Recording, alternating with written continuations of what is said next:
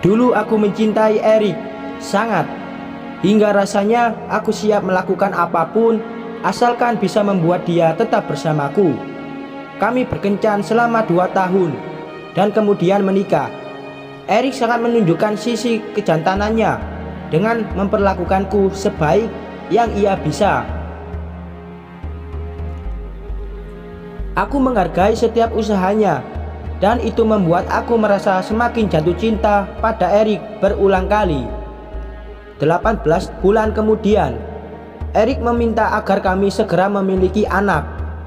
Mulanya aku langsung menyetujui permintaan Erik karena rasanya sangat menyenangkan ada bayi mungil di antara kami.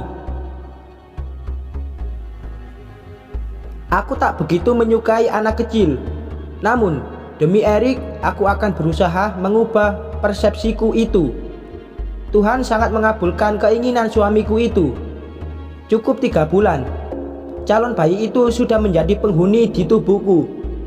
Erik semakin romantis dan menuruti hampir semua keinginanku. Ia bahkan pulang lebih cepat dan tak pernah absen mengantarku ke rumah sakit. Begitu ia mendengar kabar tentang kelahiran anak kami, Erik menghambur pergi begitu saja di tengah-tengah rapat penting. Sikapnya yang selalu menjadikan aku dan Aurora, anak kami, sebagai prioritas membuatku semakin jatuh cinta kepadanya. Meski tak bisa kututupi kalau ternyata ketertarikanku pada anak kecil hanya sesaat, Aurora bertambah besar dan tingkahnya semakin membuatku jengkel. Tak ada satu hari tanpa teriakan Aurora yang memanggilku. Aku sudah membelikannya banyak mainan, tentu saja dengan harapan ia tidak menggangguku dan sibuk pada imajinasinya. Ku dengar anak seusianya sedang membangun imajinasi tinggi-tinggi. Namun, kenyataannya Aurora terus mengganggu hari-hariku. Suatu hari aku sudah jenuh dengan semua rutinitasku, bangun pagi, membuatkan sarapan, mengantar Erik sampai pintu, mengurus rumah, meladeni Aurora. Semuanya aku jenuh. Suatu malam, aku menceritakan semua yang kurasakan pada Erik. Aku menangis karena lelah dan Erik hanya bisa diam dan mendengarkan ceritaku hingga selesai. Aku akan ambil cuti, lalu kita akan pergi piknik ke sebuah desa, ungkapnya sambil menenangkanku. Aku senang sekali pedesaan, suasana yang tenang dan penduduk ramah tak pernah gagal membuat aku merasa semakin hidup. Ajakan itu kusambut dengan baik, dan dalam 1 minggu Erik sudah mempersiapkan semuanya. Camper van untuk kami, panggangan untuk barbeque, termasuk bahan-bahan yang akan aku masak selagi kami piknik. Aku sungguh menantikan perjalanan itu. Rasanya pasti menyenangkan. Namun, ketika kami mulai berangkat, suasana hatiku turun drastis karena Aurora tak berhenti menggangguku. Ia seolah tak senang jika aku mendapatkan ketenangan.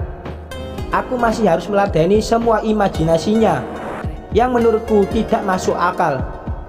Sesampainya di tempat piknik, aku melihat hamparan hutan yang begitu lebat dengan beberapa tanah lapang untuk kami berpiknik. Aku membantu Erik mengeluarkan tikar, panggangan, dan beberapa yang kami butuhkan. Sedangkan Aurora aku biarkan berlarian di tengah hamparan rumput itu.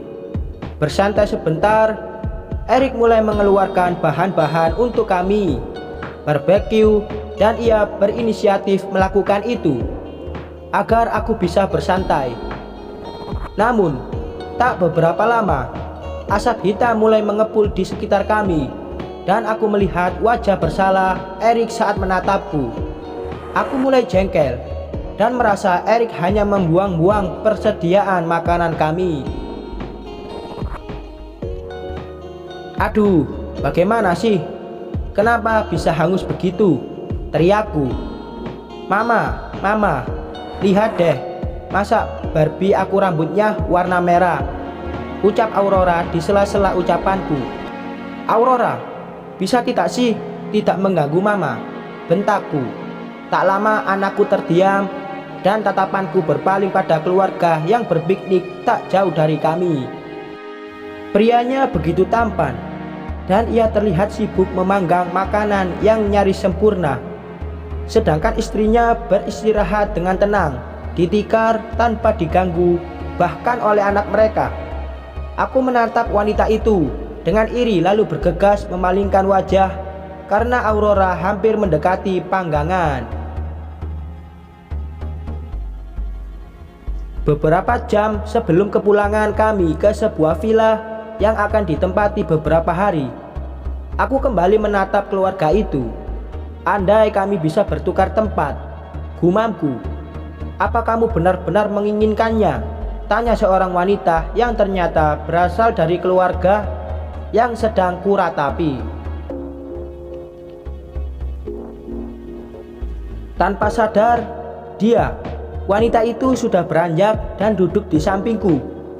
Aku menoleh ke arahnya, kemudian menganggukkan kepala. Siapa namamu? Tanyanya. Rebecca, jawabku. Baiklah, aku Claudia, dan itu suamiku Richard, tambahnya sambil menunjuk ke arah pria yang tengah membereskan semua perlengkapan pikniknya. Tanpa aba-aba, ia langsung menarik lenganku ke depan suaminya. Sayang, ini Rebecca, dan mulai sekarang dia adalah istrimu. Aku menemukan suami yang lebih baik, jadi aku pergi, ucapnya kemudian meninggalkanku. Sebelum pergi, aku dan Claudia bertukar nomor ponsel agar bisa saling memberi saran. Ternyata Erik sudah siap untuk pergi ke tempat penginapan. Kemudian Claudia masuk ke mobil. Pasti Erik mengira kalau itu adalah aku. Sedangkan aku membantu Richard memasukkan semua barang, kemudian ikut dengannya ke penginapan mereka. Entah apa yang ada di pikiranku, tetapi semua terasa sangat canggung. Semua perasaan kikuk itu sirna ketika aku melihat villa yang menjadi penginapan mereka. Mansion besar dengan beberapa fasilitas pribadi, sederet mobil mewah terparkir rapi, dan halaman yang luas, persis seperti keinginanku. Anehnya, aku tak melihat satupun pelayan yang menghampiri untuk membantu kami mengeluarkan semua barang. Hanya ada 2 penjaga yang letaknya jauh di depan sana. Aku mengeluarkan semua barang, dibantu Richard, dan ketika aku ingin bersantai, ia menghampiriku dengan wajah kesal. Siapa yang suruh kamu untuk bersantai? Masak makan malam untukku, suruhnya. Ia bahkan memberiku seragam pelayan untuk kukenakan. Mansion sebesar ini, kenapa kamu tidak memakai jasa pelayan atau supir? Tanyaku. Richard menoleh dan terkekeh. Buat apa aku mengeluarkan uang lebih untuk itu? Aku punya kamu untuk melakukan semua itu, sementara aku mencari uang, jawabnya. Di dapur aku berusaha mengeluarkan semua kemampuan memasakku dengan maksud hati ingin membuat Richard terkesan. Namun setelah makanan tersaji dengan baik, bahkan kutata sebaik mungkin bak makanan di restoran mewah, Richard malah membuang semua itu di depan mukaku. Kamu akan meracuniku dengan semua makanan ini, ucapnya. Aku akan pesan makanan dari koki terbaik di kota, tambahnya. Aku harus membersihkan seluruh dapur dan lantai bekas Richard menumpahkan semua makanan yang telah kubuat. Kalau mau pesan makanan, kenapa dia menyuruhku untuk masak makan malam untuknya? Dumeku. Setelah makan malam, aku masuk ke kamar Billy, anak Claudia. Sudah larut sekarang, waktunya tidur, ucapku. Kamu pikir kamu siapa? Mamaku, balas Billy. Kamu belum juga menyuruh anakku tidur. Apa sesusah itu membuat anak umur 11 tahun untuk tidur? Bentak Richard. Billy menatap papanya dengan malas, kemudian mematikan komputer dan naik ke tempat tidur. Aku mematikan lampu kamar Billy dan pergi ke taman untuk menghubungi Claudia. Aku kira hidupmu menyenangkan, ucapku. Aku bukan berbaring di tikar saat itu. Aku menangis karena Richard membuang semua makanan yang sudah kubuat, dan Billy hampir hilang di hutan. Mereka memang seperti itu. Dia adalah suami yang buruk, jelas Claudia. Tapi ngomong-ngomong, aku menyukai Eric. Kapan kamu ada rencana menceraikannya? Tanya Claudia. Tanpa menjawab pertanyaan, ku matikan telepon itu dan menelpon Eric. Kamu kenapa sih? Aurora selalu menjerit jika melihat wanita itu.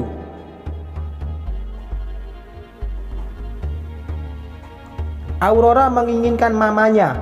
Pulanglah, jangan membuat liburan kita tidak menyenangkan seperti ini, ungkap Eric. Aku setuju untuk kembali ke pelukan Eric dan Aurora.